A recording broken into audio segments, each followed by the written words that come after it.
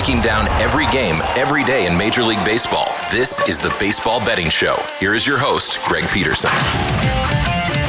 Hey, warm up from the low. Welcome to lovely Las Vegas for the Baseball Betting Show with myself, Greg Peterson, now part of the VSiN Family Podcast. We've got a great podcast for you as we're going to be joined in segment number 2 by one of our good friends, Colby Marchio. He does such a great job over at Your Betting News, and we're going to be chatting with him about how he's been playing the, shall we say, player prop market over the last few weeks, certainly taking a look at his home run props and his total bases props, and he's going to explain to you why you don't want to be chasing the home run prop. You're also going to be finding out that we were less than stellar art history students. You want to tune in for that. It's a fun, frivolous conversation, and it's pretty informative. So that's coming up in segment number 2. In the final segment, going to get you guys picks and analysis on every game on the betting board for this Baseball Wednesday as we touch them all. If you do have a question, comment, segment idea, what have you for this podcast, you do have one of two ways to fire those in. First one is my Twitter/X timeline at gunit_81. Keep in mind, LRCM, name does not matter, so as per usual, please do send these into the timeline. And the other way is find an Apple Podcast review. If you rate this podcast 5 stars, it is very much appreciated. From there, you're able to fire in whatever you'd like to hear on this podcast via the 5-star review. While I did not get in any Twitter/X questions today, everything it is powered by Edge Boost. Over at Edge Boost, they're making sure that bettors are able to access the funds that they want at any time, at any point. When you go to edgeboost.bet, type in that promo code of Greg, G-R-E-G. That'll get you a dollar for dollar match on your first deposit up to $25. Now let's take a look back at everything that we saw in baseball on Tuesday. Try to find some trends and try to get to know these teams a little bit better. Games from yesterday is Greg buzzing about. Here is the rowdy recap. The top under team in all of baseball completely explodes. 16-4, the Rangers lay it on the Minnesota Twins for Texas. 2 home runs in this one. Wyatt Langford, 12th home run season. Then Evan Carter, his 3rd home run of the campaign. Both come off the bullpen as Simeon Woods Richardson gets a start, and boy, was it not a good one. 7 runs, 6 of which were earned, given up in 4 2/3 innings. Justin Topa gives up one of those home runs. 3 runs in total, given up while getting 4 outs. Ori Alcala, 5 outs out of the bullpen. 6 runs, 5 of which were earned. Danny Kaloum, welcome back. He gets an out of the bullpen. And then position player Jonah Bride was able to end a scoreless inning. Matt Wallner goes deep off of Tyler Mahle, his 5th home run of the campaign. And Mahle did experience a little bit of regression here. 4 runs allowed in 5 2/3 innings, but when you get a billion runs of support, you still get the W as you had Caleb Bouchley, pride of Hortonville, Wisconsin, and Cole Winn both lend a scoreless inning. And then Sean Armstrong, 4 outs out of the bullpen, scoreless. You had the Toronto Blue Jays explode all over the St. Louis Cardinals. This by a count of 10-9. The Blue Jays get the job done. And for the Blue Jays, I mean, they have been on a relatively solid run. If I'm not mistaken, this is now 11 wins in their last 13 games. And for the Blue Jays, pair of home runs. Andres Gimenez, 4th home run season, and his first since dinosaurs roamed the earth. And Alejandro Kirk, don't call his name, 5th home run in the campaign. Miles Michaelis gives up 6 runs over the course of 5 innings, and he did allow that home run to Gimenez. The one to Kirk that was given up by Kyle Leahy. 5 outs out of the bullpen, he allows that solo home run. John King gives up a run in 1 1/3 innings, and Chris Roycroft gives up 2 runs in his inning of work. Trio of home runs for the St. Louis Cardinals as Chris Bassett was taken deep by Nolan Gorman, his 3rd home run of the campaign, and then Chad Green gives one up to Nolan Arenado, 8th home run season, and Wilson Contreras, 8th home run season. Too little too late as the Cardinals were down 4 runs in the 9th inning. That home run made things very interesting, and that was his 8th of the campaign as that was given up by Mr. Jeff Hoffman, who he had inherited some runners, gives up that home run, 1 run in total in a 1/3 of an inning. Chris Bassett, he gives up 4 runs over the course of 7 innings. Mason Fluharty, Chad Green, they combine for 5 outs, but they give up 4 runs along the way. So lots of scoring there. Lots of scoring by the New York Yankees. 10-2, they take it to the Kansas City Royals. For the Royals, this has been one of your top under teams in all of baseball. 27 overs, 39 unders, and a push, and Noah Cameron entered into this game with a sub-125 ERA. He did not leave with that. 6 runs allowed in 5 2/3 innings. Aaron Judge baptized him with a home run, 24th home run season, and Austin Wells hitted Wells, his 11th home run of the campaign. From there, Taylor Clark gives up 4 runs with an out of the bullpen. Trevor Richards, he does give you 2 scoreless innings. Daniel Lynch, a scoreless inning. He did have Jonathan Nidia go deep off of Max Fried to 3rd home run season, and Fried just continues to roll. 2 runs allowed over the course of 7 innings, has yet to give up more than 3 earned runs in a start. Yuri De Los Santos, 5 outs out of the bullpen, scoreless, and Tim Hill, he gets the final out to be able to polish that one off. The LA Angels in 10 innings, they find a way to persevere against the Sacramento A's, this by a count of 2-1, and for the A's, top over team in all of baseball, 3rd 38 overs, 26 unders, and 5 pushes, but not a lot doing on this night, even though they actually got a halfway decent start out of Mitch Spence. 5 scoreless innings. From there, you had 2 scoreless innings out of one Mr. Michael Kelly, a run given up in a third of an inning by TJ McFarland as he allows a solo home run to Travis d'Arnaud, third home run of the campaign, and then Tyler Ferguson, 5 outs of the bullpen scoreless. Hogan Harris gives up an unearned run in the 10th inning as Nolan Schunel, RBI single, walks it off in the 10th inning for the LA Angels. How about Jose Soriano? He gives up 1 run in 7 innings, punches out 12. Hunter Strickland, Kenley Jansen, Reed Detmers all in the scoreless inning to be able to get that one to the window. Here's a shocker. The Colorado Rockies lost again. 12-54, 6-5. The Giants get the job done as the Giants were down 3 runs going into the 9th inning, and of course the Colorado Rockies blow it because that's all the Colorado Rockies are good for. Kyle Harrison, not a great start. He gives up 3 runs in 5 innings. From there, Spencer Vivens, he gives up 2 runs in 2 2/3 innings, and Harrison gave up a pair of bombs. Ryan McMahon, 8th home run of the season. Kyle Farmer, his 3rd, and for Carson Palmquist, it could have been worse. He gave up 2 runs over the course of 4 innings, did allow a home run Willie Adames, who has really struggled this year. 6th home run of the season. Then Casey Schmidt in the 9th inning gets his first home run of the campaign. That comes off of Zach Ognos, who he had looked really good going into this appearance, and then he gave up 4 runs, all of which were earned in a third of an inning. And before that, you had some good bullpen pitching. Seth Alverson, Tyler Kinley, both on his scoreless innings. Jake Bird, 2 scoreless innings. Victor Vodnik, then a pair of outs out of the bullpen scoreless. But for the San Francisco Giants, they find a way to persevere with Eric Miller giving an out of the bullpen scoreless.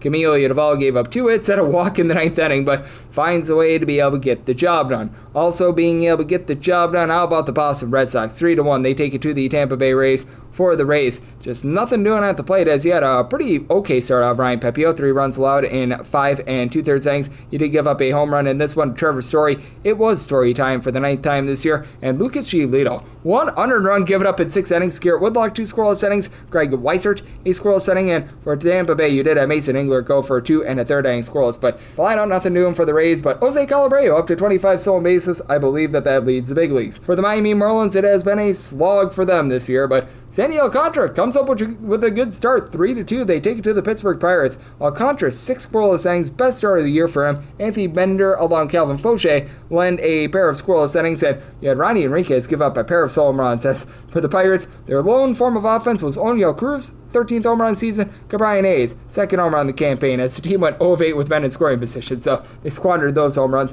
Mitch Keller gives up 3 runs in 6 innings, and he gave up a bomb of his own to Nick Fortes, his 2nd home run of the campaign. Ryan Baruchi, a scoreless inning. Isaac Madsen was able to give you 2 scoreless innings, and for the Miami Marlins now 25-40. So has not been so great for them. For the Cincinnati Reds, they were on to getting a 1-0 win over the Cleveland Guardians, and I believe that this is like the 6th different 1-0 game that the Reds have played. Might be 5, but they have played a lot of 1-0 games. Andrew Abbott, complete game, gives up 3 hits, 110 pitches, and for the Cincinnati Reds, not a lot doing off of Slade Cecconi. He gave up 105 innings, but it was enough. Matthew Festa, Nick Enright, Hunter Gaddis, Jacob Junis all lend a scoreless inning. So the Reds, they find a way to persevere, and the Chicago Cubs find a way to muscle up against Philadelphia Phillies. 8-4 the final, as the Cubs have been one of your best over teams in all baseball. 35 overs, 26 unders, and 6 pushes. And for the Cubbies, you had Colin Ray say hip hip hooray to being able to help with a winning effort, but hip hip boo to his own performance. 4 runs allowed in 4 1/3 innings. They give up a home run to Max Kepler, 7th home run of the campaign. From there, Ryan Brazier, pair of outs out the bullpen scoreless, and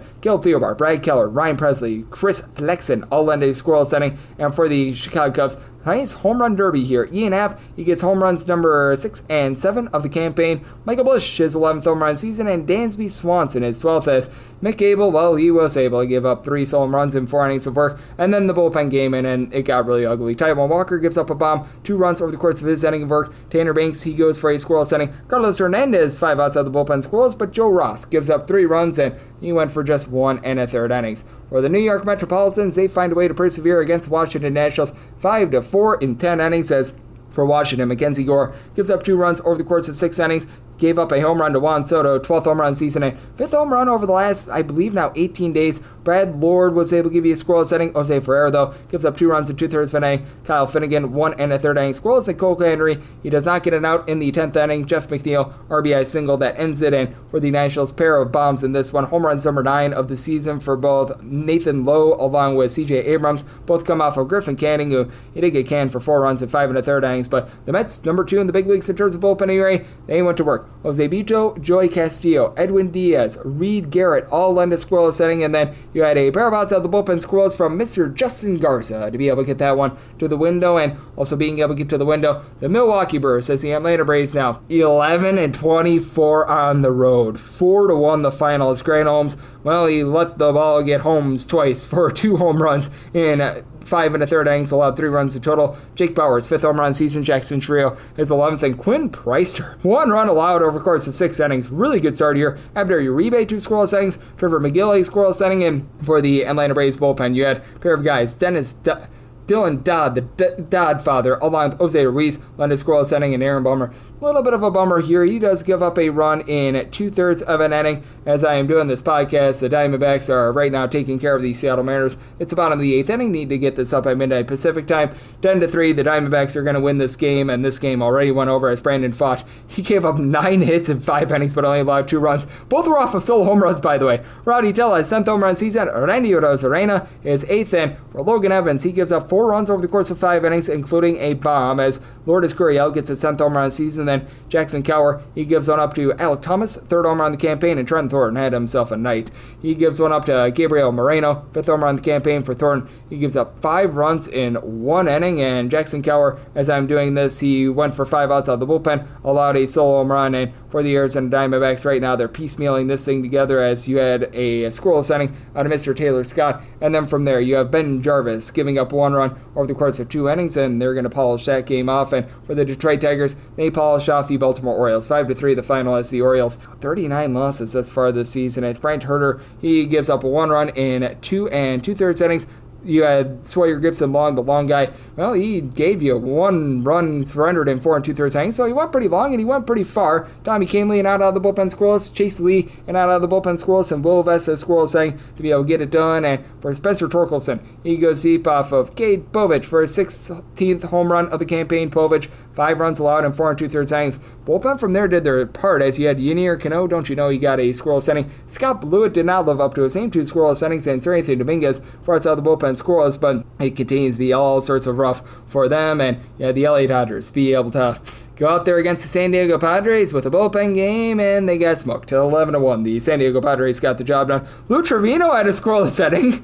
That's about all the positive that you can say. Matt Sauer, the bulk guy, 13 hits allowed in 4 2/3 innings, gives up 9 runs, all of which were earned, and Kike Hernandez throws 2 1/3 innings of relief. He gives up 2 runs, 1 of which was earned. Just absolutely hilarious, and the Dodgers allow 11 men to be stranded on base. As for the San Diego Padres, Martin Maldonado gets a home run, 3rd home run of the campaign, and the Padres win this game 11-1 despite going 4 of 19 with men in scoring position. This looked like vintage Jones-Cease. He does give up 5 walks, but 11 punch-outs in 7 scoreless innings, and then from there you had David Morgan give up 1 run over the course of 2 innings. And if you're looking trend-wise at what we're getting in Major League Baseball right now, certainly has been an underwhelming season, though we're starting to see a few more overs. Over the last 7 days, we have had the over rate be closer to about 47.5%, 44 overs to 48 unders. Meanwhile, moneyline favorites, they're earning at a little bit over 53%, 51 and 44 on the money line. Meanwhile, overall for the season, favorites are earning at about 57.5%, 571 and 421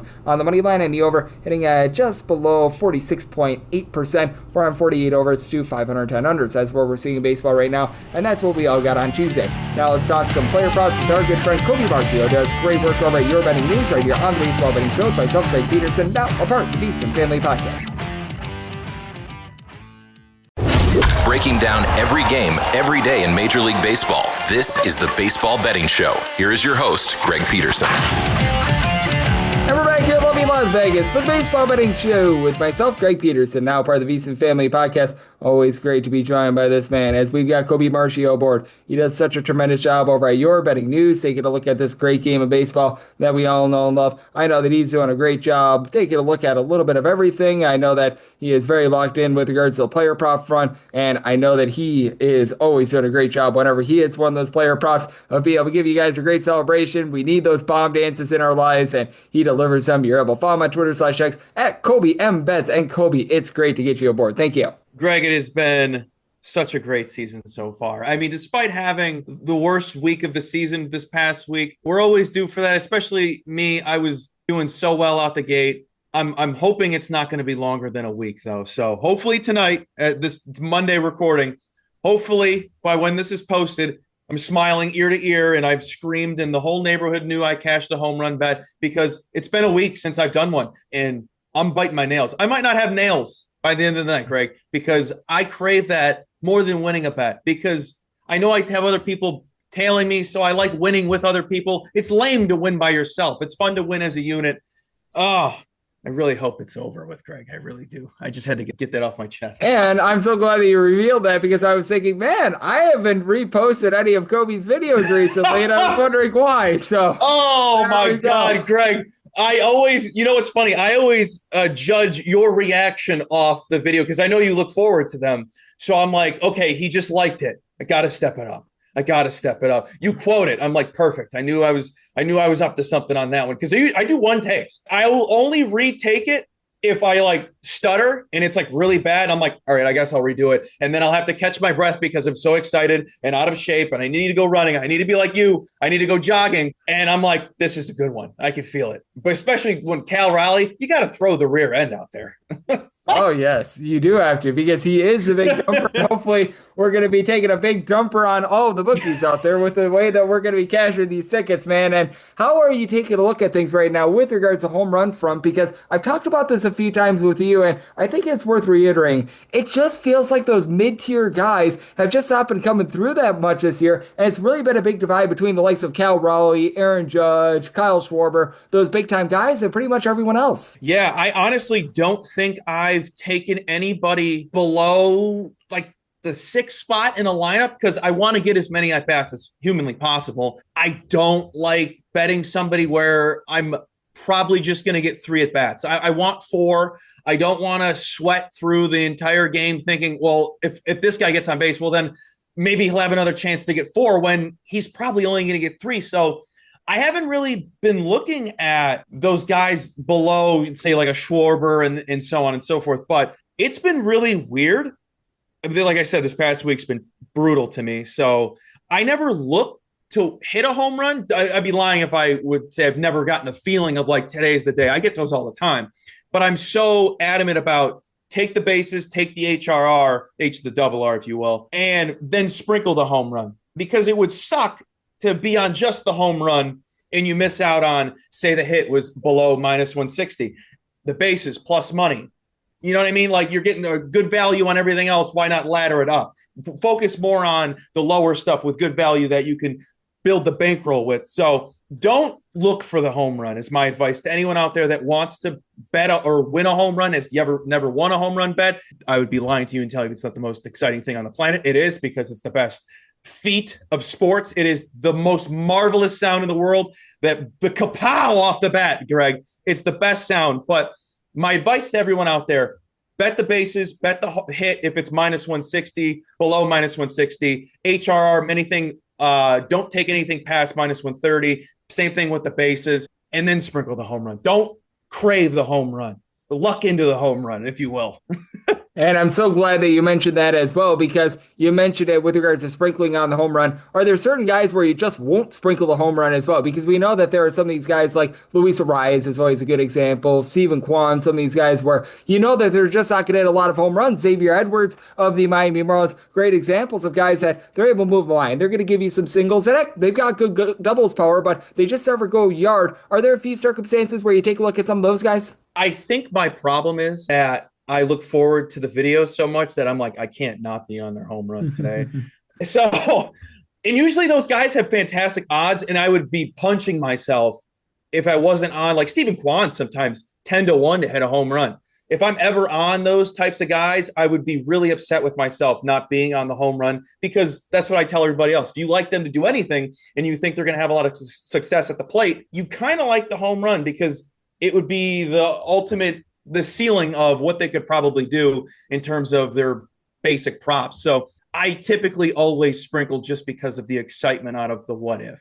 Oh, I absolutely love it. And it gives us more videos as well. And that's something that we will always take, as Colby Marchio, who does great work over at Your Betting News, is joining me on the Baseball Betting Show. And as we know, now things are getting much, much warmer in the month of May. It felt like there was just a little bit of an outage with regards to home runs. And even here early in June, as we've been recording this, I mean, it's been a case where things have been a little bit hot and cold. Do you think that the power is going to be starting to heat up? And do you think that there is going to be just more value in general with regards to these home run props and these total base props as we get into the summer months? 100%. Typically, I've been betting baseball 3 years now full time, where I've been betting it since opening day until the end of the season. And typically around this point, I usually do hit that cold streak, and then it heats up towards the end of June. And then it's usually a scorcher till middle of August. So I'm hoping, praying, fingers, toes, everything's crossed, even my legs right now, because I hope that's what the case is, Greg. But it's weird because this is the time of the season where you can trust the first 3 months of the stats that are going on with these players. You know who is who. You know Cal Raleigh is having a fantastic season, and you're probably going to be more willing to pay minus 110. I'm an idiot. I didn't do it the other day when he hit 2 home runs. I was like, I don't really want to pay this for Cal Raleigh because it's not his kind of thing. I would rather pay that with Judge or Shohei, but I need to consider it more now. This is who he is. Trust what he's been doing for the future. It's easier said than done. So this is me talking to myself, talking to you, the listener. But this is where you can trust everybody. And I think going forward, you know who's who, and you know how to figure out handicap of what you want to do for the remainder of the season. But really hope everyone gets hot pretty soon, because right now, I think the start of June, it's mainly the studs. Like Rafi's hitting home runs. I can never get on the right side of him. I might retire from betting Rafi Devers. He's on fire. Judge is on fire. Shohei, I don't know if he has a home run in June, but he may. Sorry, I don't have that in front of me. Cal's on fire, like the studs. You think of the studs, the typical all-stars, they're mashing, and everyone else is kind of like coasting right now. Oh, absolutely. As I do think that it's going to be really interesting to look at these guys moving forward. And you're wondering, Shohei Ohtani does have a home run in the month of June. So we were able to unearth that. And he's probably going to get a few more. And how about you take a look at just some of these teams in general that might be able to heat up? Because you mentioned Shohei Ohtani on the LA Dodgers, and there are a few guys that will be able to get going. Like Andy Paz has had himself a really nice month. He's been able to hit the deep ball. Max Muncy actually has 3 home runs in the month of June in the first 7 games that he played in as well. And do you think that sometimes there are just good matchups in general where you're going to be a little bit more willing to take some of these guys a little bit further down the board, and just teams in general where sometimes it just feels like it's infectious where one guy gets a home run and then you go back to back, and in rare cases back to back to back? Yeah, I've always wanted to bet on Andy Paz, and I never find the right spot with him. I've never bet on him. I've never had a prop placed on him because I've never found a spot where I've liked him. So my dream is to be on him because I feel like every time I watch a Dodger game, he's doing something. And maybe I'm just lucking into watching his best at bats. But this is also a time of the season where I need to stop being worried about picking and choosing. Like hypothetical, there are days where I like the Mets and I probably should just find a team prop, but I want to be on somebody to do something because I love player props. They're so exciting, and they're so much fun when you do all that research in the morning and whatnot, and they work for you and they cash. I sometimes stray away from taking multiple guys in that lineup. Like if I like Pete and I like Lindor, I'm like, do I really bet both? This is the point in the season where I need to just do it, because what if they both hit a double? What if one hits a home run? Typically when those, especially the Mets, when they're humming, everybody's contributing. So I need to just get over that fear and just pull the trigger, because to me, with betting, I've been telling people with baseball betting, don't be afraid to lose.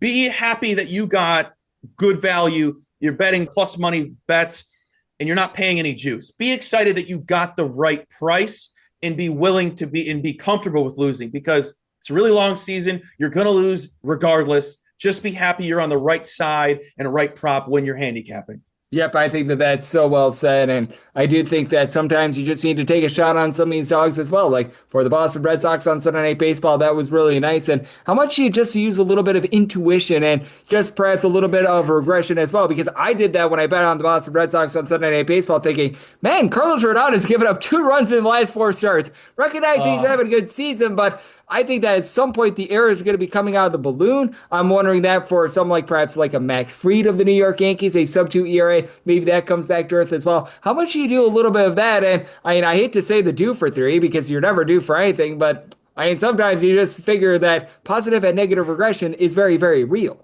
I'm the biggest he's due guy, Greg. Biggest. But before I get ahead of myself with the he's due, I just want to say I knew Rodon was going to fall. Eventually, as a Yankee fan, I thought it was beyond impressive that he kept it up that long.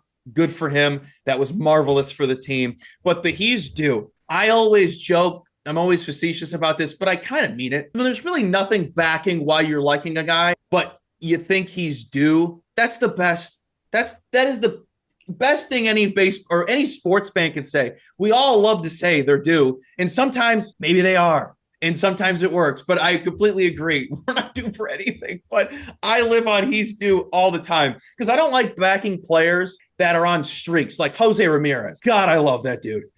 He is playing phenomenally, but good Lord, I don't want to back a guy that has his last 8 games or hit, 2 hits, 3 hits, 4 hits, hit. He's due, Greg, for a hitless game. Regardless, it's coming. And I don't want to be the one that's like, well, not today. Not today. I will stay far and away until he goes 0 for it, and then I'll be right back on because I'm a lunatic. Aren't we all lunatics, though? That's just what makes it good. We can call it what it is, but we all have our certain quirks, and yours is posting up really fun videos of when you hit props. As joining me on the show, we do have Colby Marchio right here on the Baseball Betting Show, and in terms of prop front, obviously, you take a lot of total bases, you take a lot of home run props. Has there been anything that you've been playing a little bit more of, whether that be the last few weeks, whether that be this season in general, that you might be taking a look at just a little bit more here in the summer months? Yeah, our good friend Adam Rosenberg has me on the team total bases, and I'd be lying to you. He's looking at the double play market, too. No, I was just going to say, I looked at it. Greg, I've been kicking myself all day about this. Yesterday, Sunday, I bet the Giants to turn a double play because the Braves were top 3 in ground ball rate, last 14, last 7, and the Giants were forcing a ton of double plays. Landon Roop was on the bump. He's like 54% ground ball percentage. I'm dumb. I'm the dumbest man on the planet. I'll hand in the air. I'm the biggest idiot. Why did I not do his outs over? Why was I so fixated on trying to win this little niche prop that Adam, brilliant man, smarter than me? Why was I so fixated on trying to beat Adam when I could have just bet the over on Landon Roop? Greg, I looked at the entire game of what the Braves did. It was ground ball out, ground ball out, ground ball out, ground ball out, ground ball out. Everybody grounded out. Why did I not bet Roop's over outs? That is the worst part about baseball. There are so many props to work with and figure out that you forget the most obvious ones. And that's why I'm kicking myself. Today, I was like, anybody the high ground ball rate that I could bet on outs? Nobody grabbed me today, but I'm going to be trying to be more disciplined and think better because not a bright man. D+ student at DePaul, that's a lie, but I like to joke that way.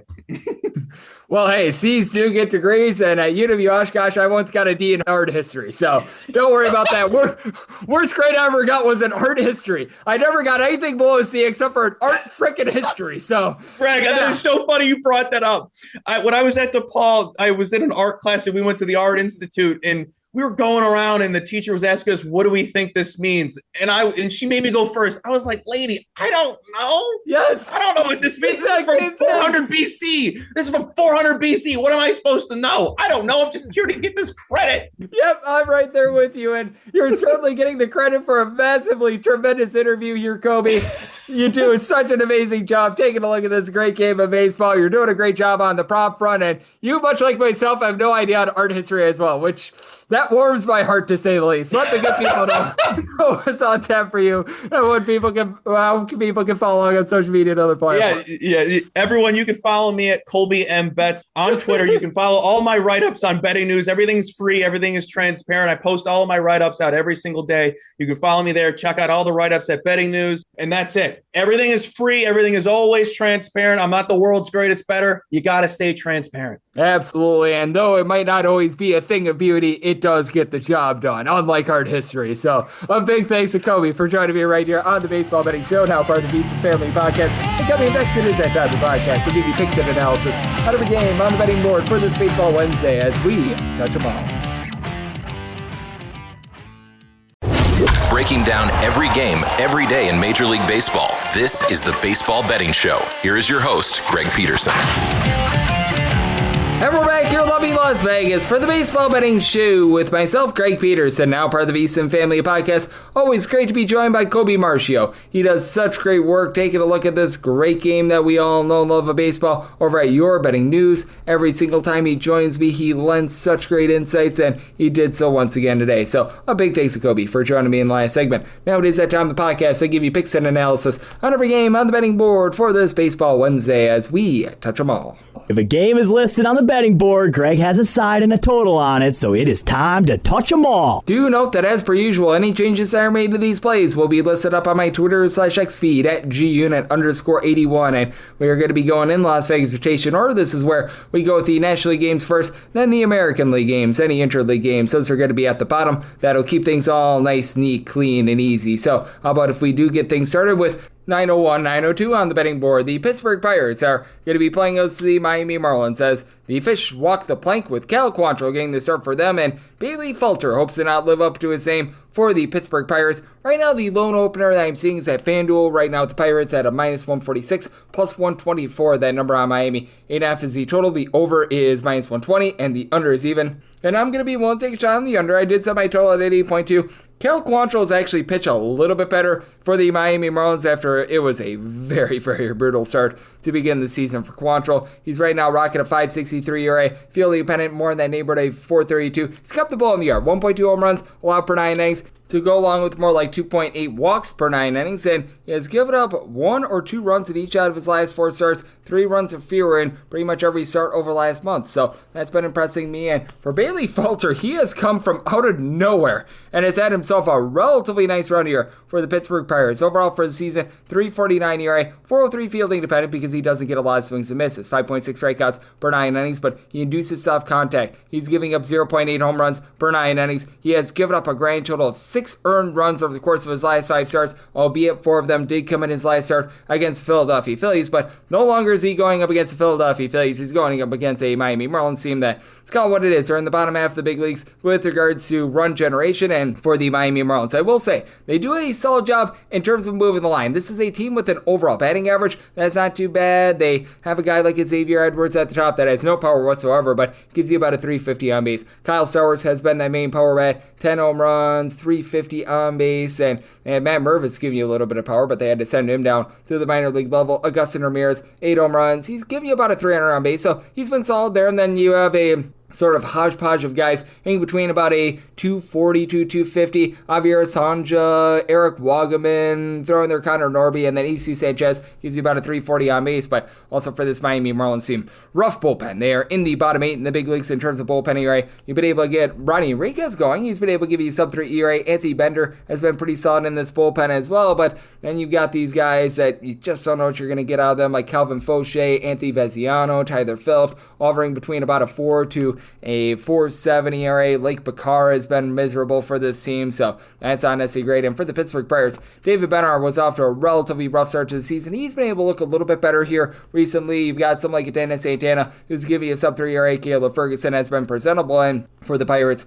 this offense has been rough. They're averaging about 3.2 to 3.3 runs per game at home. That is bottom in the National League, but they're starting around into a little bit of better form. Brian Reynolds is up to a 3.11 on base. He and Oniel Cruz have combined for 20 home runs this season, and only one other player is north of 4 home runs on this team. That'd be Andrew McCutchen, though. McCutchen and Cruz both give you north of 350 on base. Isaiah Canero-Falefa sitting at 300. Really, the big thing for the team is bottom line. If these guys like Jared Trollo, Alexander Canario, Emmanuel Valdez, Henry Davis, Spencer Horowitz, you go down the list of guys hitting at 215 or lower, it's been relatively rough. So, do think they get a low-scoring game, but I think that Bailey Falter continues to be rock solid and does not live up to his aim. So, I did set the Pirates here at a minus 158 on the money line. I don't want to go run line because I do think that this is going to be a lower scoring game. So, I might tell it at 8.2, so like the under and the Buccos on the money line. 903, 904 on the betting board. The Chicago Cubs are on the road facing off against the Philadelphia Phillies. Jesus Luzardo is on the bump for the Phils, and Ben Brown goes for the Cubs. And the Cubs are a underdog of anywhere between plus 105 to a plus 110.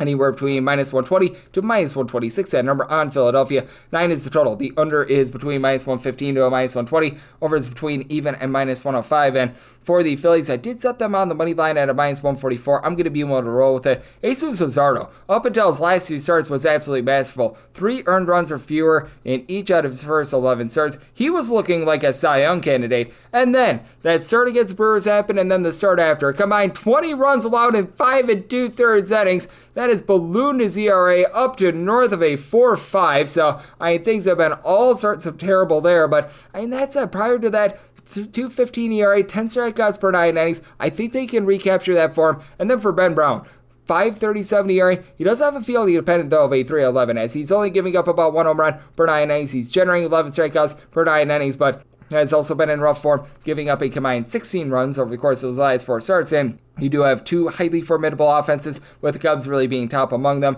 Cubs are right there with the LA Dodgers in terms of top run scoring team in the National League, and you've got 5 different guys with at least 10 home runs. Michael Busch, Kyle Tucker, C.A. Suzuki, Pete Crow Armstrong, Dansby Swanson, and with regards to Crow Armstrong and Tucker, both of these guys hitting north of 275. Ian Happ has done a nice job being a move line, and that's a big thing. These are not just solo home runs that these guys are hitting. You've got someone like a Nico Horner who's hitting at 280. You've been able to have even someone like a Matt Shaw hitting at 250. So maybe they move line. Carson Kelly has been able to give you north of 350 on base. And for the Philadelphia Phillies, right now what's eluding them is the Powerball outside of Kyle Schwarber. Schwarber has been amazing. He's giving you 20 home runs north of a 350 on base, but outside of that, you've got one other player that has been able to hit north of 7 home runs this season. That'd be Bryce Harper. And Bryce Harper right now deal with injuries. He hit the injured list, so that's not necessarily great. You got Trey Turner who's been able to hit a 300 for this team, and he's been able to give you 7 home runs. And these guys are still hitting for average. Like, you've been able to have Nick Castellanos sit at 285. Alec Boehm is sitting at 270. You need to get a bit more out of JT Realmuto, but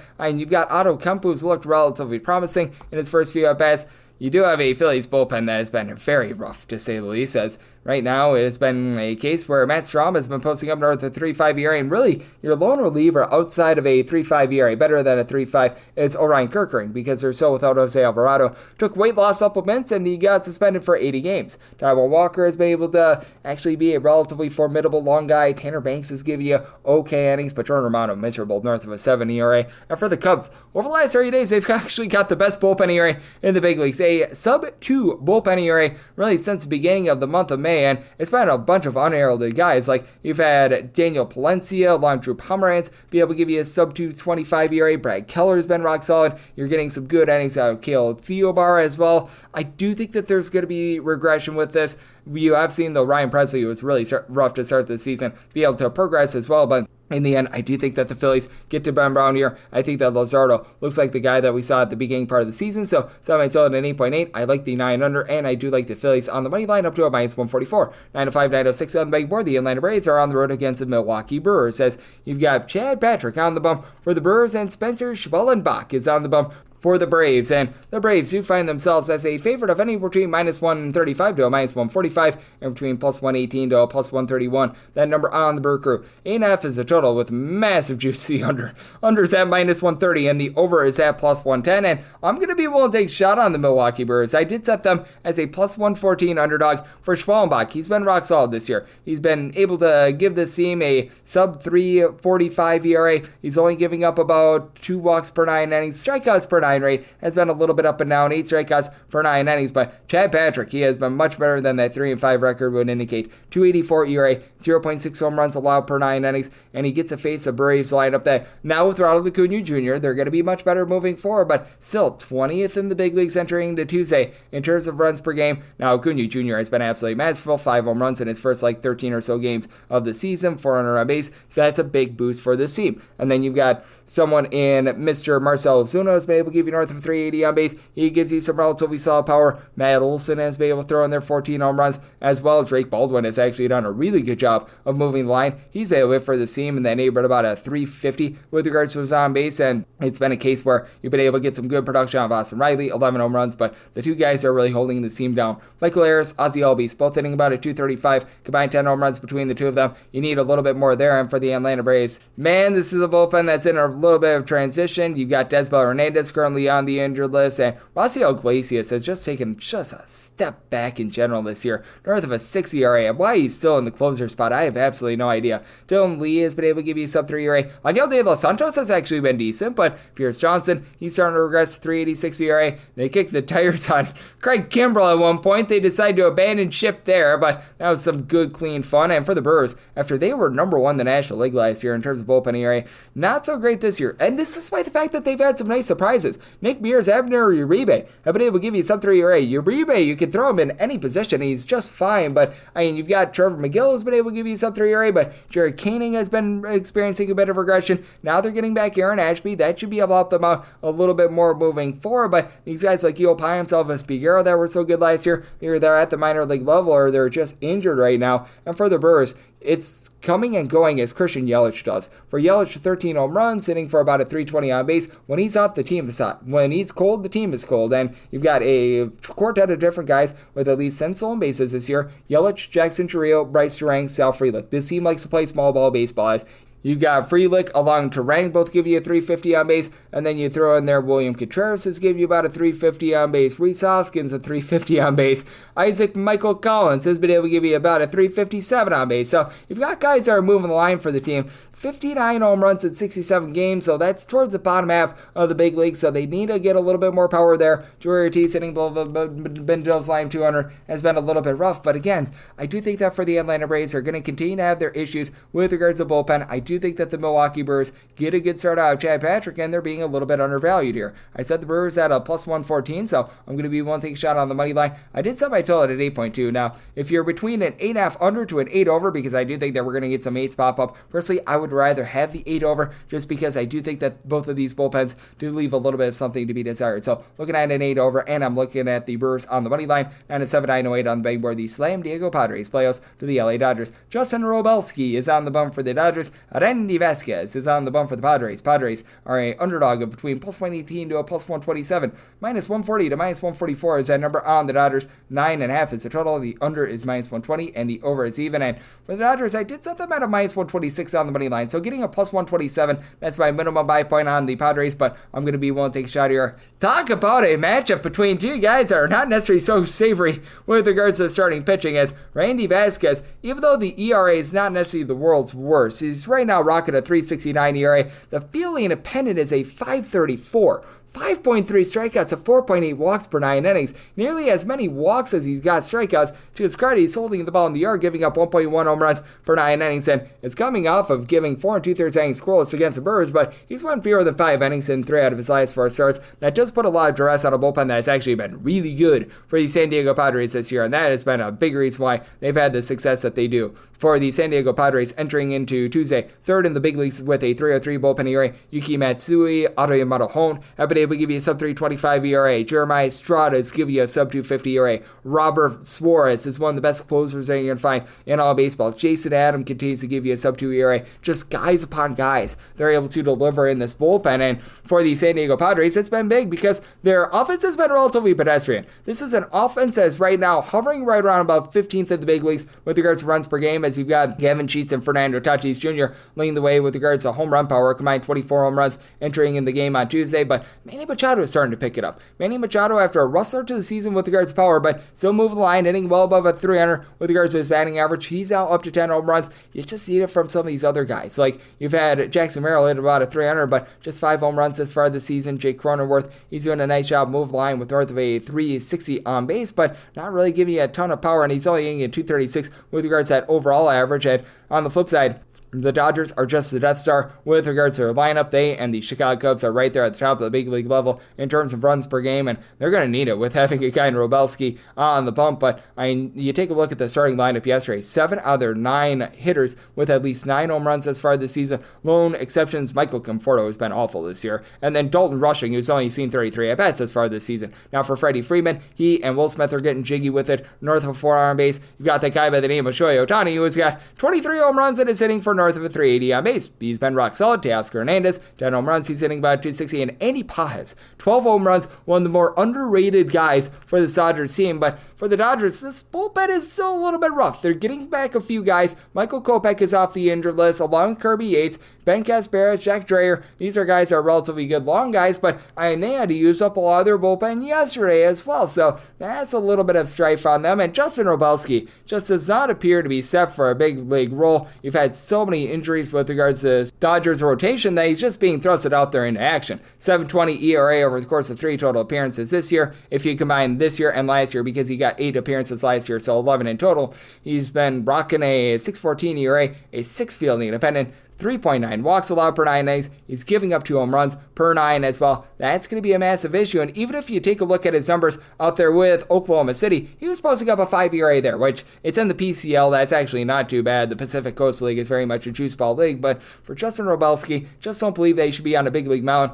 Randy Vasquez has his question marks as well. I did set my total 9.1. Very much a pitcher-friendly ballpark. And I do think that after these 2 starters leave this game, and I think that both are going to be on short leashes, that these bullpens help you out with regards to this total. So I'm going to be in on the 9.5 under, but with the Padres being able to go to plus 127 or higher, do like that money line. 909, 910 on the betting board. The New York Mets play host to the Washington Nationals. Jake Irvin is on the bump for the Nats. David Peterson, great name, he's on the bump for the Mets. The Mets do find themselves as massive favorites. Minus 234 to a minus 253. Plus $2, plus 220 is that number on Washington, and 8 is the total. The over is between minus 115 to a minus 120, and the under is anywhere between even and minus 105. And when it comes to this circumstance, I set the Mets on the money line at a minus 230. I was willing to go up to a minus 116 with regards to this run line. If you take a look at FanDuel on the opener that they've got with regards to this run line, you're right now finding that at a minus 113. Wouldn't really want to go past that, but I would be willing to lay that minus 113 run line for David Peterson. He has been very nice in terms of being able to keep the ball in the yard. He's emulating another Peterson, so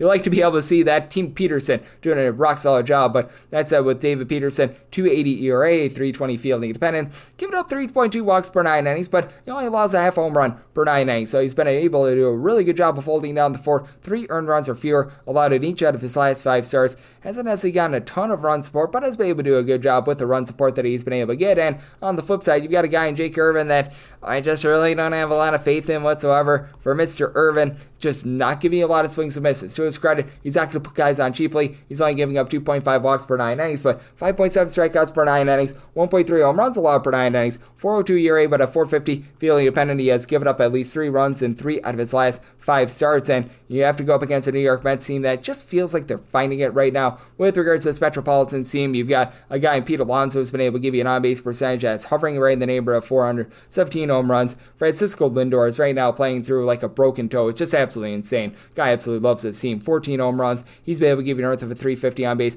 Juan Soto, the 244 average isn't great, but he's still been able to give you a bit more power. 4 home runs over the last about 2.5 or so weeks. He's giving you still a 350 plus on base. Luis Torrens, I remember when he's with the Mariners, every single time Ben were on base, he would always get a hit. And he's been able to hit about a 250 for this bunch. And for the credit of the Washington Nationals, this team was 7th in the big leagues in terms of runs per game in the month of May. You've got James Wood giving you good wood, 16 home runs, north of a 360 on base. You've got other guys that are doing a solid job move line, like you've been able to have Keibert Ruiz, Jose Tena, Luis Garcia, along with Robert Hassel, all entering the day yesterday between about 250 to 260. Nathaniel Lowe's not giving you a lot of average, but he's been able to hit for 8 home runs. And for the Washington Nationals team, the big kryptonite, the bullpen. Right now, you've got Cole Henry, who's been able to give you a sub-3.5 ERA. You've had Kyle Finnegan be a rock-solid closer, and pretty much everyone else has north of a 4.5 ERA. Brad Lord has went from being a starter to being back in the bullpen, about a 4 ERA. That helps him out a little bit, but Jose Ferrer, Jackson Rutledge, they were trotting out there for the longest time some of these other schlubs. Like, I still think that you're getting innings out of Eduardo Salazar. Like, all these guys posting up north of a 4.5 ERA, just a big giant issue. And for the Mets, this team is a top 3 team with regards to bullpen ERA, as you've had Oscar Brazoban give you a sub-2 ERA. You've been able to get really good innings out of Edwin Diaz, looking like the Edwin Diaz of old. You've had Jose Buto be a relatively good long guy as well. So do think that the Mets go out there, dominate this game, willing to lay up to a minus 115 with that run line. And with regards to the total, I did set mine at 8.6. I do think that the Mets do a nice job of getting to Irvin. So like the over, and I do like the Mets on the run line. 9-11, 9-12 on the betting board. The Colorado Rockies play OC San Francisco Giants. Robbie Ray says hit by parade to another start, and Kyle Freeland is on the bump for Colorado. And Colorado just find themselves as a pretty sizable underdog, anywhere between plus 193 to a plus 210. Not nearly long enough. And anywhere between minus 235 to minus 245 is that number on San Francisco. And 10.5 is the total. Over is anywhere between minus 105 to a minus 115. And if you're looking to lay a run 2.5 with the San Francisco Giants. You're finding that at a minus 132 right now. Like, this has to be a broken FanDuel opener, because if I'm able to get a minus 132 on the run line of the Giants, sign me up. Like, good grief. This Colorado Rockies team has a skid mark on the underpants of baseball. 12 wins thus far this season. 12! And, I mean, in terms of their losses, I believe that they had 52 entering into the day on Tuesday. Might have actually been 53. All but 11 of them have been by multiple runs. Like, north of 63% of their games are multiple run losses. Like, getting minus 132 here with a good San Francisco Giants team is actually exceptional value. I set this run line at more like a minus 194. Robbie Ray has been really good this year. And I can't believe I'm saying it, because Robbie Ray is always like a little bit of a guy that you don't know what you're going to get out of, because he does have his command issues. But I mean, that said, he's been rock solid thus far this season. 2.44 ERA. Still has given up the walks, 3.6 walks per 9 innings, but he's keeping the ball in the yard. 1.7 home runs allowed per 9 innings. Career average is more like 1.3 home runs per 9 innings, and he's on a really good run right now. He's given up a combined 4 earned runs, 5 of which have been earned over the course of his last 4 starts. And then got a guy in Kyle Freeland who positivity should be finding him, as Kyle Freeland has done a nice job of being able to keep the ball in the yard, doesn't give up a lot of walks, 0.9 home runs, and 1.7 walks allowed per 9 innings, but gives up just a lot of general contact, 6.9 strikeouts per 9 innings. Has he been a little bit unlucky? Yes, batting average on balls in play right now is at 368. Man, that's relatively rough, but I mean, this entire Colorado Rockies team is poor with regards to their defense. They're poor at the plate. They're just poor all the way around. And for Colorado, I recognize that they bring in a few reinforcements to help out this team, as you now have Orlando Arcia along Therio Estrada in the fold. But I mean, if these are the guys that are supposed to save your season along Keston Hiura, that's not where you want to be, as you've got Hunter Goodman giving you 10 home runs. Ironically enough, I believe 8 of them have been on the road, hitting at 280. Jordan Beck, 8 bombs. He's been able to hit north of 260, but Kyle Farmer, Ryan McMahon, Brenton Doyle, Hiura, who I mentioned before, all these guys hitting at 225 or lower are just rough. Rockies are averaging 3.9 runs per game at home.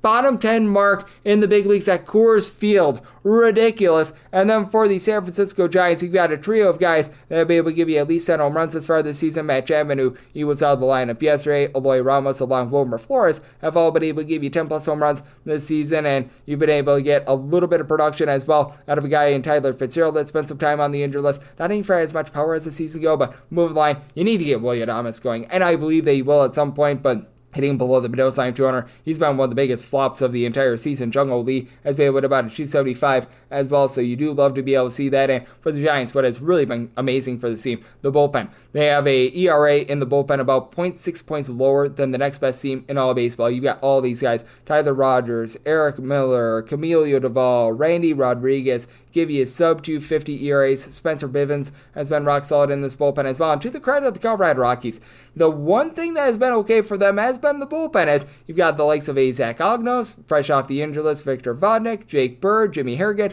these guys being able to give you a sub 450 ERA. Now you do have the guys like Seth Alverson, Tyler Kinley that have been very much less than trustworthy, but I do think that for the San Francisco Giants, they're going to do a nice job of holding down the Rockies. I think that Freeland does an okay job here against the Giants as well, so I set my total 10.3. I like the under, but that said, I think that the San Francisco Giants once again go out there and lay waste to the Colorado Rockies. I'm going to be willing to lay this run line. Would be willing to go up to a minus 190. 913, 914 on the betting board. The Athletics are on the road, facing off against the LA Angels. The Professor, Kyle Hendricks, is on the bump for the Halos, and it's all to be determined on the bump for the A's. So this game is off the board. A's have been doing this a lot. It's looking like it should be JP Sears, and if you do get Sears against Hendricks, I'd be setting the Angels at a minus 136 on the money line, so minus 135 or better, looking at the Angels, and then plus 137 or higher, looking at the Athletics. And then with regards to the total, it is a case where at a 9 or less, I'll be taking a look at the over 9.5 or higher. The under, as I said, my total 9.4. The Professor has just been getting schooled all season long. This guy does not give you any sorts of swings and misses whatsoever. The command has been a little bit better over the last few starts, but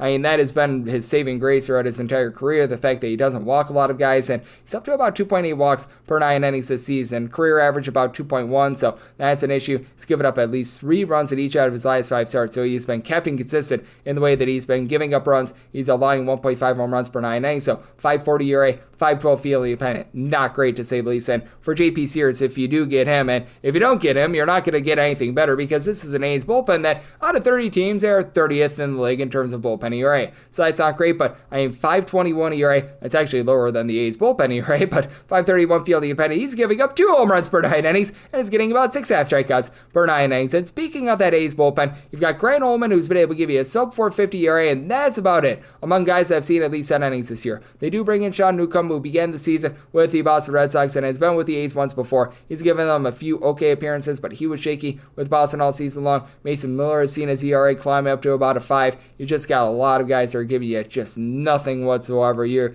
have Horgan Harris, who's been able to give you a few okay innings, but man, this is a rough bullpen. But you still have a pretty rock solid lineup. You've got a pair of guys in Tyler Soderstrom along with Brent Rooker combined for 27 home runs. Both give you about a 340 on base. Shea Langoliers, Shea is banked for 10 home runs. He's been able to give you about a 240 as well. Now, you do have Miguel Andujar on the injured list. He's been hitting for about a 300, but Lawrence Butler, 340 on base. Luis Arias, a 340 on base. So you've got these guys able to supply there. And then on the flip side, you have yourself a bunch in the LA Angels that has been a top 4 team in terms of home runs on a per at-bat basis. Like Taylor Ward has given you 18 home runs this year. Don't ask him to get on base, 260 on base, but 18 bombs. And then Logan Hoppe, 14 home runs, 273 on base. Zach Neto, 10 home runs along with Mike Trout, 10 bombs. And both of these guys right around about a 300 to a 310 on base. Joe Adell setting fire to the rain, 12 home runs. Hitting for about a 225 though, so no average whatsoever out of the Angels. They're in the bottom 4 in the big leagues with regards to average, but they're supplying the power. Ori Soler, so with a little bit of injury, he's been giving you less than a 300 on base, and for as bad as the A's bullpen is, it's about as bad as for the Angels as well. As they just have not found any solutions in this bullpen. Robert Stevenson has to hit the injured list. Good news is the corpse of Hunter Strickland has given you 10 scoreless innings, so that's great, but he's like the only guy in this bullpen right now that has a sub 440 ERA.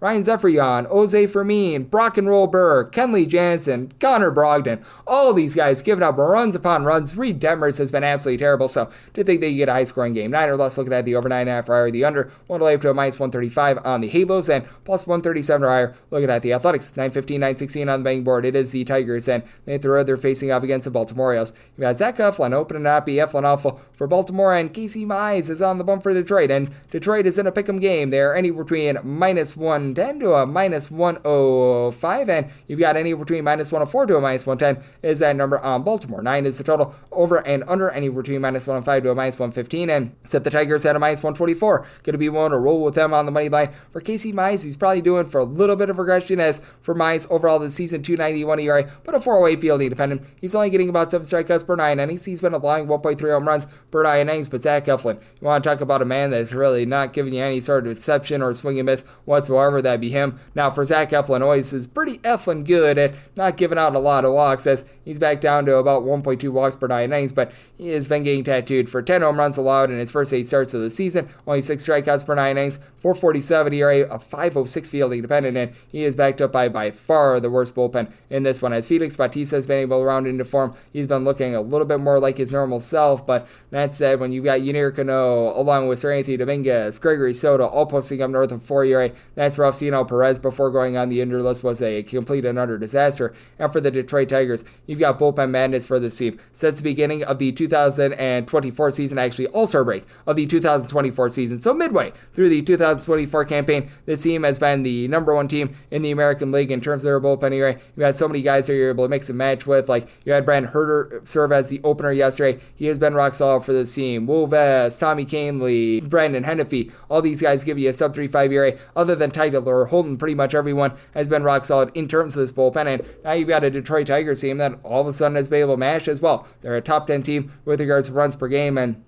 you've got a trio of different guys at the top that have been able to give you at least 13 home runs this season. Spencer Torkelson, Riley Green, Kerry Carpenter, and for Torkelson up to about a 340 on base. Green and Carpenter both hitting about a 275, and now you've been able to get quite a bit of production out of Zach McKinstry, who's giving you about a 360 on base. Javi Baez, after such a rough last few seasons, he's up to hitting about a 270. Wencio Perez off the injured list has been solid, and for the Baltimore Orioles, this team is in the bottom half of the big leagues in terms of runs per game. As a matter of fact, 25th entering into Tuesday, as you've had Jackson Holiday along with Gunnar Henderson both hitting for about a 267 home run, so they're starting to give you a bit of something. And Adley Rutschman, to the credit of him, he's been better better over the last 2 or so weeks, but still, 320 on base, 226 batting average. You need a bit more there. Now, they are getting Jordan Westberg along Colton Cowser back, but both of those guys were miserable to start the season. Colby Mayo has given you nothing whatsoever, and for the Tigers, I do think that they find a way to be able to get the job done in this one against a guy in Eflin who has just allowed way too much hard contact. I set my money line price at a minus 124, so I'm going to be willing to lay that, and I did set my total at an 8.7. I am a believer in Casey Mize, and do think that Eflin's going to be a little bit better moving forward, so do like that under to go along with the money line of the Detroit Tigers.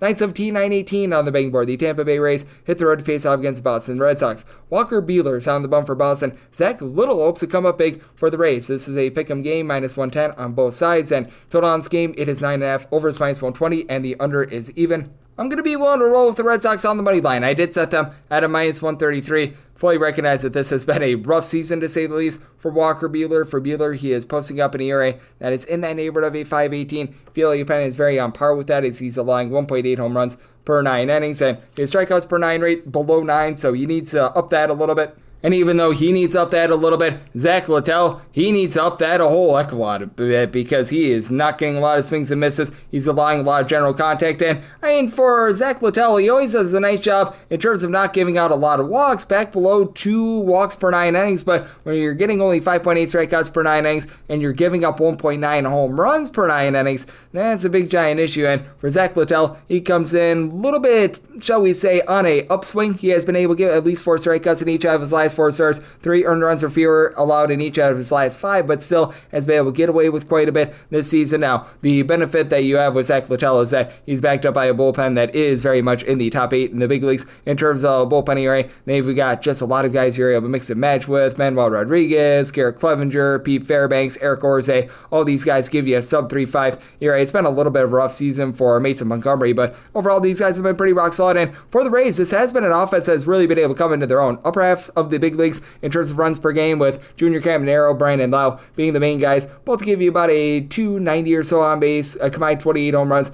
These two guys, and Yandy Diaz over the last few days has really gotten going, back above a 250 with regards to his average, 9 home runs, and we do need to get a little bit more towards the bottom of the lineup, likes of Christopher Morel, Taylor Walls, the entirety of the catcher spot with Danny Jansen and company. Hitting below a 220 has been less than savory. Cameron Misner has not been great either, but Jonathan Aranda has been able to give you north of a 300 average, north of a 400 on base as well. But for the Boston Red Sox, this team is averaging north of 5.3 runs per game at home. Roman Anthony was able to deliver a nice RBI double yesterday, so you like to see that for the young gun. Sedane Rafael has been a little bit better at the plate, hitting about a 250. You've obviously are without Alex Bregman, but Weiler Abreu, Rafael Devers combined 27 home runs this season, with Devers hitting for north of a 400 with regards to his on base. Jaron Duran not hitting for a lot of power, but he's moved line. And Christian Campbell, after a really rough go of it in the month of May into early June, he's starting to bust out a little bit as well, though Trevor Story still continuing to be useless for the Red Sox. This team is in the upper half of the big leagues with regards to bullpen ERA, and they've been able to have 2 guys in Brandon Bernardino along with Roldis Chapman really supply for the team. A sub 340 ERA. Greg Weisert is right around about that 275 ERA as well. Garrett Woodlock has been able to lock down as a multi-inning guy for the team as well. So do think that for Boston, they do find a way to be able to get to Littell and they get the job done. I did set my total at 9.3. I do think that for Walker Buehler, he's going to be able to tighten up a little bit more here. And Littell has been on a relatively solid run as well. So seeing the 9.5, I'm starting to see a 10 out there as well. I'm going to be willing to dive in on that total under, and I do like the Red Sox on the money line as well. 919, 920 on the betting board. The Walker Texas Rangers hit the road to face off against the Minnesota Twins. David Fessa is on the bump for Minnesota, and Jack Leiter is on the bump for the Rangers. The Rangers are a small underdog in this case. You're going to be getting them anywhere in that neighborhood about a plus 105, seeing as good as a plus 116 out there. Anywhere between minus 128 to minus 132 is that number on Minnesota, with 8.5 being the total. The over is minus 115. The under is minus 105. For the Twins, I set them at a minus 159. I'm going to be willing to roll with them on the money line. For Jack Leiter, ever since he came off the injury list and had like 2 or 3 relatively good starts for the season, it's just been up and down. He's been on a little bit of an up over the last few starts, as he has given up a combined 3 runs over the course of his last 3 starts, which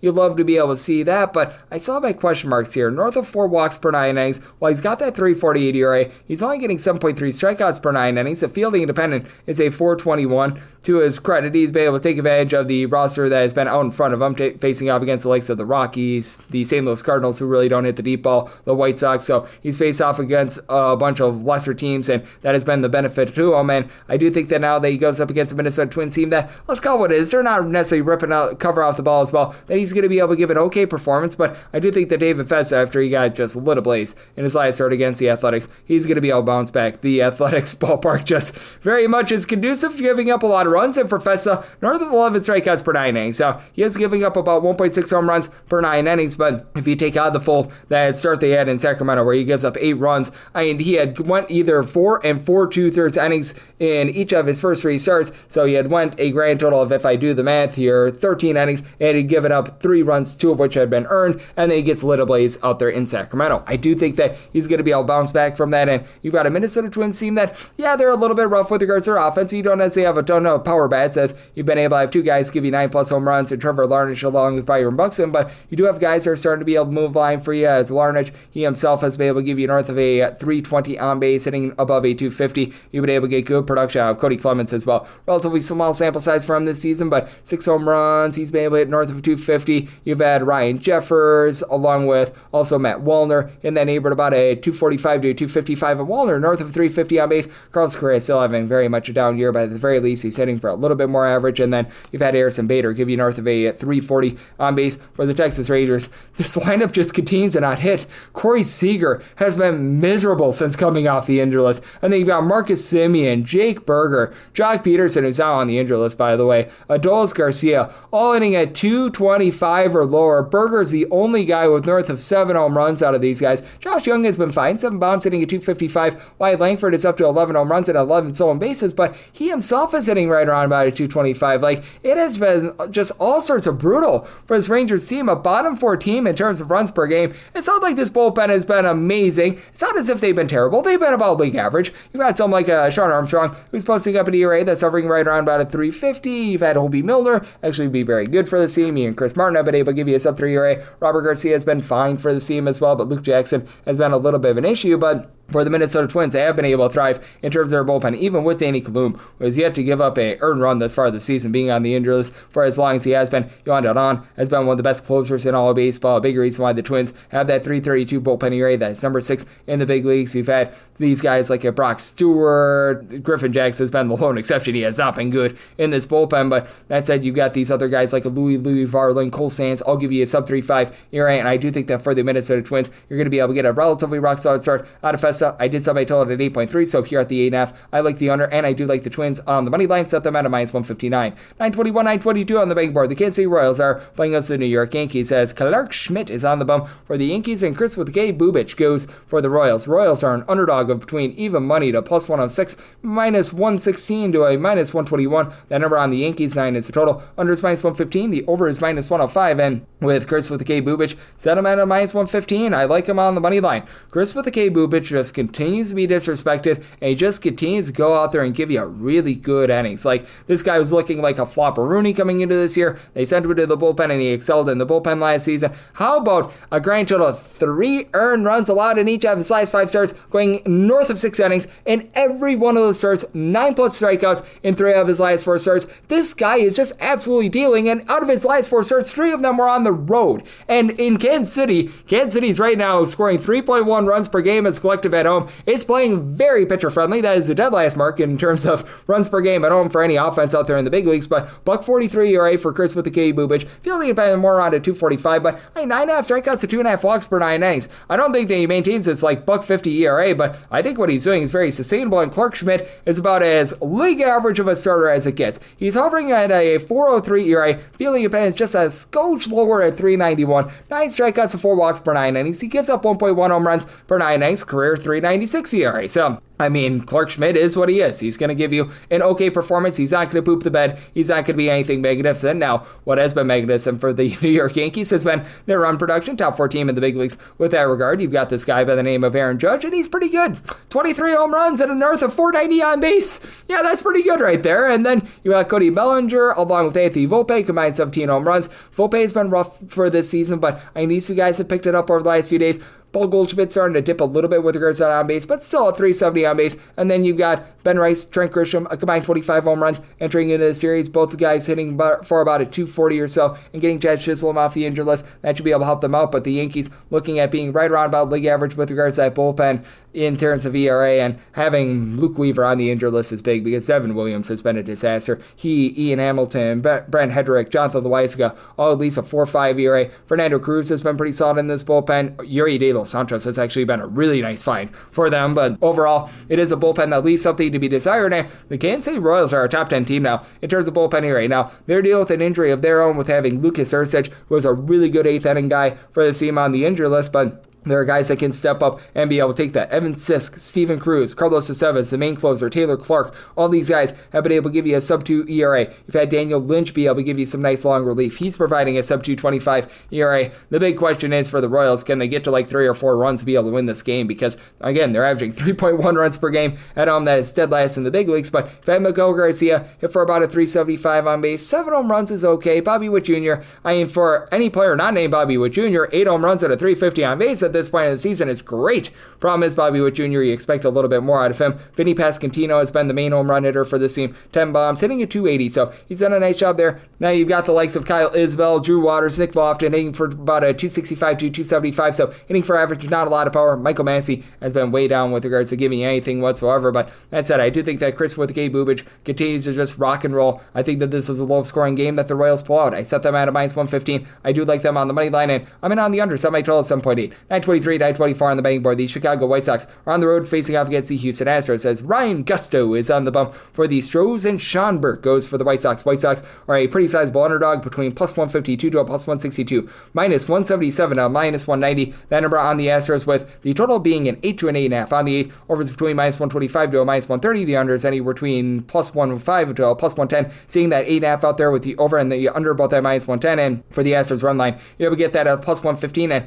sign me up there because I was willing to go up to a minus 114. For Sean Burke, if you look at the raw ERA and you look at just the raw numbers, it's not too bad, but the fielding independent is nearly a point higher than the ERA, and for Sean Burke, he's getting about 6.5 strikeouts to 4.5 walks per 9 innings. I have some massive concerns here. 4.03 ERA, as a matter of fact, 4.13 fielding independent, and he's given up 1.3 home runs per 9 innings, so a little bit of an issue there. To his credit, has allowed only 2 home runs over the course of his last 5 starts, so has rounded into form a little bit there. And for Ryan Gusto, he's been up and down to say the least this season. He's been posting up an ERA that hovers right around about a 4.78. The fielding independent has been in more in that neighborhood about a 4.39. He is giving up 4.4 walks per 9 innings, but he does get 9.3 strikeouts per 9, has given up 3 earned runs or fewer in each out of his last 3 starts, and a long relief appearance in there as well, where I think they went an inning scoreless, so we're not really going to count that, but he's also backed up by a far better bullpen. For the Houston Astros, you've had the likes of Steven Okert, along with Caleb Ord, throw in there the Bryants, Brian King, Brian Abreu, and Josh Hader, all be able to give you a sub-325 ERA. Astros 9th in terms of bullpen ERA at a 3.39, and for the White Sox, 4.40 bullpen ERA, that's 22nd in the league. Mike Vasil has actually been a really good long reliever for the team with a sub-250 ERA, but they had to trot him out there for a start a few days ago, so they might not be having his services in the bullpen anymore. You've had a lot of guys like a Jordan Leisure post up north of a 4 ERA. It's been really rough in terms of Bryce Wilson in that bullpen as well. The long guys have just been absolutely terrible, and it's not like this is the White Sox team that's ripping the cover off the ball. They're averaging 2.9 runs per game away from home. That is second worst in the big leagues. Now, they do have reinforcements. Mike Tauchman has been able to give you nearly a 400 base since coming off the injury list. Andrew Benintendi was a little bit banged up. He's been able for north of a 300 on base, 6 home runs, and then Miguel Vargas is up to 9 home runs. He's been able to about a 230, so that's pretty rock solid. But then you've got Luis Robert, who does have those 21 stolen bases, but he's hitting a $177. You need more there. You've had some like a Timmy Elko, Josh Rojas, throw in there Joshua Palacios, hitting a 215 or lower. These guys have just not been able to produce at the plate. And for the Astros, this has been a bottom 12 team with regards to run creation as well. Yanier Diaz, Christian Walker, both below a 285 on base, has really hurt this team, but got Cam Smith coming into his own, only 3 home runs this season, but now it's giving you north of 320 on base. After a rough start to the season, Jose Altuve, he's back to being Jose Altuve, giving you 9 home runs, giving you north of 300 on base. Jeremy Pena, 9 bombs, hitting above 300. And then Isaac Paredes says 14 home runs have been paramount for a team that has been without Yordan Alvarez for quite a while. Do think that the Astros go out there, get the job done on their home field, and take it to Sean Burke. I sit my total at 8.3. Personally, I'd rather have an 8.5 under rather than an 8 over. And for the Astros, willing to take that plus money. Run line, 925, 926 on the betting board. The Cleveland Guardians play against the Cincinnati Reds. And yes, we're on to Cincinnati, who's on to Nick Lodolo getting the start for them. And Logan Allen is on the bump for Cleveland. Cleveland is a very, very slim favorite of anywhere between minus 107 to a minus 115.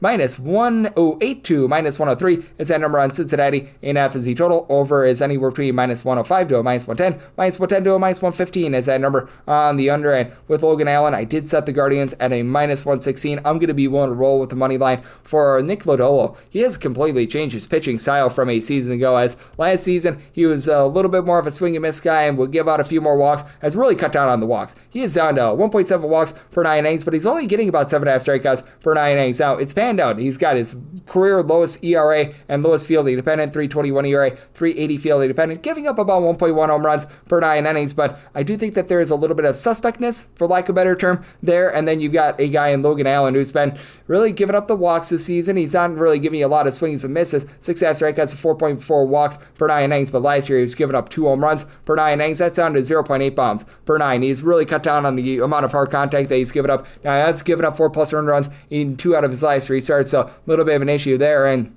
this is a Guardians bullpen that it's just not what it was last season. Last season, they were number 1 in the big leagues in terms of bullpen ERA. It's starting to come back for them. It's starting to rebound, but still 3.72 bullpen ERA entering into Tuesday. That is 13th in the league, but Emmanuel Clase has begun to look a little bit better for this team. You've been able to get good innings out of Hunter Gaddis, who's been able to give you a sub-2 ERA. Cade Smith is still giving you north of 13 strikeouts per 9 innings, and there is a little bit of upside with some of these longer relievers. Joey Cantillo has looked a little bit better here recently. Tim Aaron, after a rough start to the season, he's starting to rebound. Big thing for the Cleveland Guardians is getting a little bit more out of the bottom of the lineup, because you had a pair of guys at the top, Jose Ramirez, Steven Kwan, hitting above 300 for Ramirez, up to 12 home runs this season. Now you just need a little bit more, shall we say, average with having a guy in Mr. Kyle Manzardo, who's been able to give you 11 home runs, but he's hitting barely above the Mendoza line of 200, 291 on base, and then you additionally have Bo Naylor. It's a small sample size, but David Fry, John Kenzie Noel, Austin Hedges, the backup catcher, Will Wilson, all these guys hitting below 200. Now, in the credit of Naylor, 9 home runs as far this season, and you got Carlos Santana give you a 350 on base, but certainly it's been a little bit rough for them at the plate, and for the Guardians,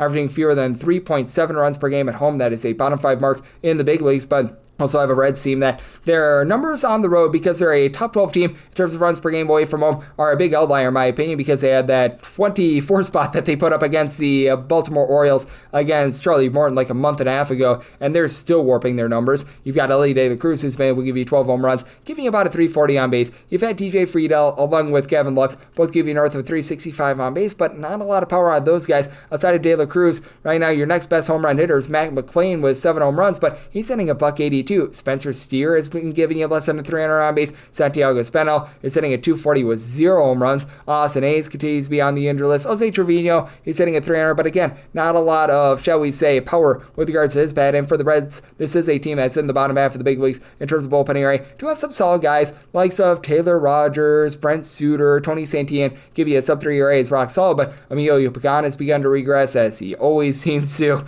You've had Scott Barlow be a little bit up and down, and the long guy, Graham Ashcraft, north of a 380 ERA, he's starting to regress as well. So do think that the Guardians, in a rather pick'em game, find a way to be able to get the job done. I did set my total at 8.2, so here at the 8.5, I do like the under, and I do like the money line here of Cleveland, 927, 928 on the betting board. The St. Louis Cardinals are playing against the Toronto Blue Jays. Matthew Liberatore is on the bump for St. Louis, and it's old undecided who's going to be on the bump for the Blue Jays. This is a game that's presently off the board, and with the Blue Jays, you actually do have an opener over at FanDuel with them at a plus 126, minus 148 on the Cardinals. 8.5 is the total, over and under both at minus 110. And I'm thinking that this is going to be the pendant bullpen game of the Blue Jays, where Eric Lauer is going to be pitching bulk innings, and I'd be willing to go up to a minus 146 on that Cardinals money line. I'm right now seeing that run line at a plus 142, and I would be willing to take that. So I'll be on the Cardinals in some form or capacity. I probably would rather have a chalkier money line rather than a run line, because this is a St. Louis Cardinals team that is not generating a lot of power. They're in the bottom bottom 6 in the big leagues in terms of home runs on a per at-bat basis. Right now, Lars Nootbaar is leading the way with 8 home runs. So I do like the fact that you've got Ivan Herrera back in the fold. He had a nice big home run in the 8th inning on Monday's game, and he overall for the season has 7 home runs in less than 120 at-bats. He's been able to give you about a 400 on base. And then you've got Brandon Donovan, who's hitting above a 300 as well.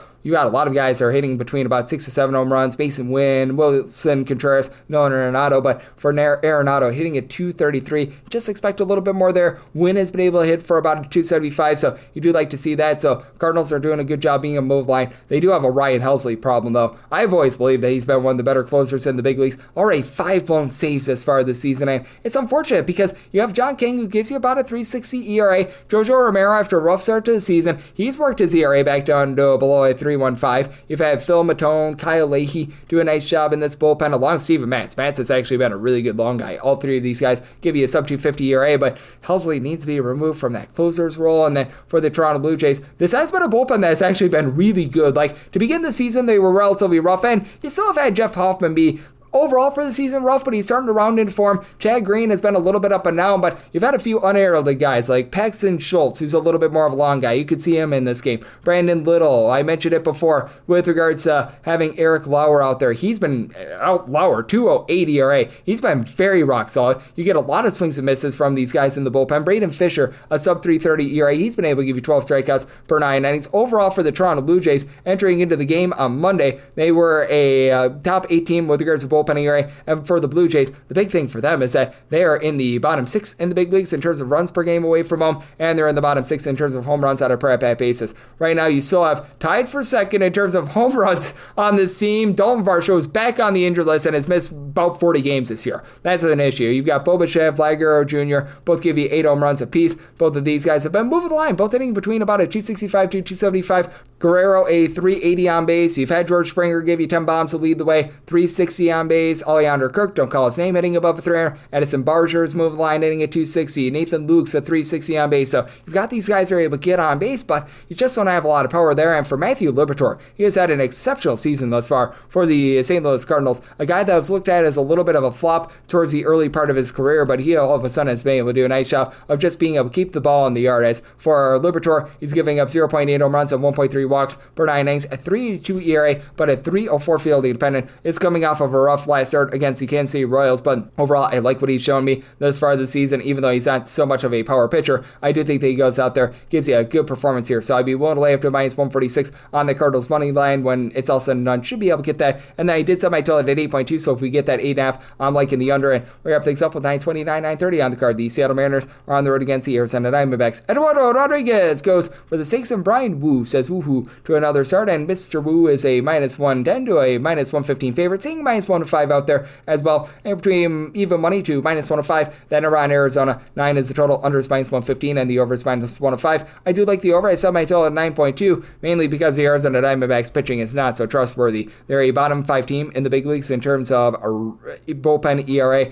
You've had a few guys like a Jalen Beeks, along Shelby Miller, give you a sub 4 ERA in that bullpen, and getting back Justin Martinez is nice, but still having AJ Puck out of the fold is big. You've had Kendall Graveman, well, he's digging his grave in terms of his ERA, north of an 8 ERA. Just have not been able to get much out of guys like Juan Murillo and company. And there should be some positivity here for Eduardo Rodriguez, 10 strikeouts per 9 innings, but a 6.70 ERA that is paired with a 4.30 field independent, 1.6 home runs, 3.3 walks per 9 innings. Last start against the Reds was a little bit better, giving up 2 runs in 5 innings, but there's still a lot of question marks there. And for Brian Wu, he's been very solid for the Seattle Mariners team. He just does a nice job of not hurting himself. 1.3 walks and 1.1 home runs allowed per 9 innings, 3.07 ERA, 3.31 field independent. He has gone out there and has been just so solid all season long. He did give up 4 runs in his last start against the Baltimore Orioles, but should be able to bounce back here, and he's backed up by the much better bullpen in this case for the Seattle Mariners. About a league average team with regards to bullpen ERA, but Andres Munoz has been one of the best closers in all baseball. Sub 2 ERA out of him, and then Matt Brash, ever since coming off the injured list, has yet to give up a run. Gabe Spire has given you a sub 3 ERA. They had a place on the injured list list a few of these guys that were struggling a little bit. Like right now, you're not seeing Colin Snyder out there. Very good reason for that. Carlos Vargas is starting to regress a little bit. He and Edward Barzardo both right around about a 3.70 ERA, but for the Mariners, this is also a bunch that has been able to do a really good job of being able to put bat to ball when they've been away from home this season. A top 10 team with regards to runs per game on the road with nearly 4.8 runs per game with big dumper Cal Raleigh. 26 home runs this far this season. He's on pace for 62. He's on pace for that American League record right now. He has been that good. He's been also able to give you north of a 370 on base. You've got J.P. Crawford who's giving you 400 on base. So these are not just solo home runs. There are guys getting on base like Randy Arozarena, only getting about a 232, but 345 on base. Julio Rodriguez and Ore Polanco, both in between about a 250 to 260, but going in opposite directions. As Julio Rodriguez is progressing, you've had Polanco regressing, but still, you're getting good production out of this lineup as a whole, and for the Diamondbacks, this team is right back in the top 6 in terms of runs per game. The offense has not been the issue for them, as you've got a pair of guys in Corbin Carroll along with Eugenio Suarez, who have been able to give you 18 plus home runs apiece. Now for Carroll, he's been able to give you about a 340 on base, and you've had Suarez only hitting about a 228, so he does a better job of being a move line. But then you've got other guys like a Pavin Smith giving you darn near 400 on base. Ketel Marte of the Marte Parte, 12 home runs in his first 145 at bats, north of a 400 on base, and Josh Naylor is hitting at 290 for the team as well. So Arizona, I think, is going to be able to get to Wu and that bullpen a little bit. But that said, I do think that the Mariners find a way to get the Rodriguez and find a way to get the job done. So by total 9.2. So I like the over, and I do like the Mariners on the money line. And that'll wrap things up for the Wednesday edition of the Baseball Betting Show, now part of the VSiN Family Podcast. A big thanks to Colby Marchio of Your Betting News for joining me in the last segment. If you do like hearing from this fine podcast, Baseball Betting Show, you're able to subscribe wherever your podcasts, Apple Podcasts, Google Play, Spotify, Stitcher, and TuneIn. If you have a question, comment, segment idea, what have you for this podcast, you have one of two ways we offer those in. First one is my Twitter/X timeline at @GUnit_81. Keep in mind, Larry's EM, they mean does not matter, so per usual, please do send these into the timeline. Other ways, find an Apple Podcast review. If you rate this podcast 5 stars, it is very much appreciated. From there, you're able to fire in whatever you'd like here on this podcast by that 5-star review. I'm coming at you guys every single day throughout the baseball season, so I'm back with you once again tomorrow. Thank you.